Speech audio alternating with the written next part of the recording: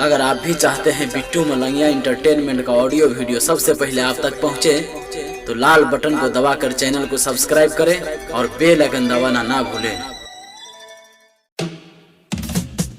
खैनी खा के डाले तब चैनी धरेला, पिया खैनी खा के डाले तब चैनी धरेला।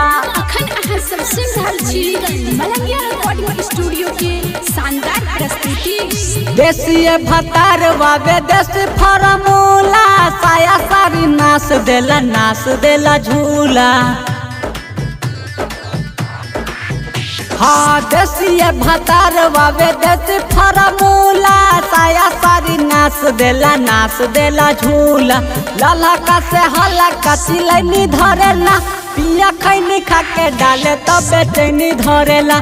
पिया खैनी खा के डाले तब चैनी धरेला, पिया खैनी खा के डाले तब चैनी धरेला, पिया खैनी खा के डाले तब चैनी धरेला।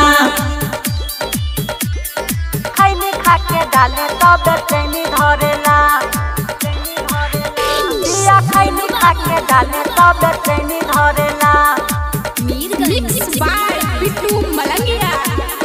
कन्हवा पर गमछाया डराबा में लूंगी, डाली डाली हम के धरा बेला गूंगी, धरा बेला गूंगी, धरा बेला गूंगी, धरा बेला गूंगी, धरा बेला गूंगी।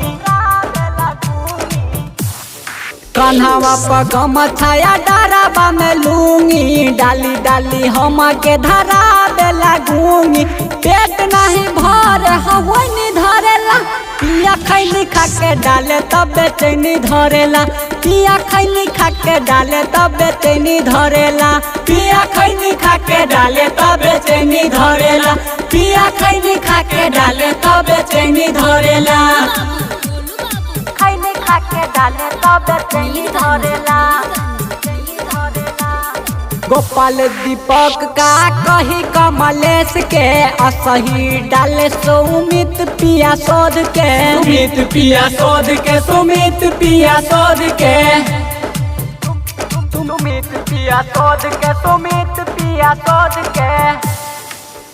हाँ गोपाल दीपक का कही कमलेश के, असही डाले सुमित पिया शोध के। हाथ जला मन लरुअनी धरेला, पिया खैनी खा के डाले तब चैनी धरेला। पिया खैनी खा के डाले तब चैनी धरेला, पिया खैनी खा के डाले तब चैनी धरेला, पिया खैनी खा के डाले तब चैनी धरेला।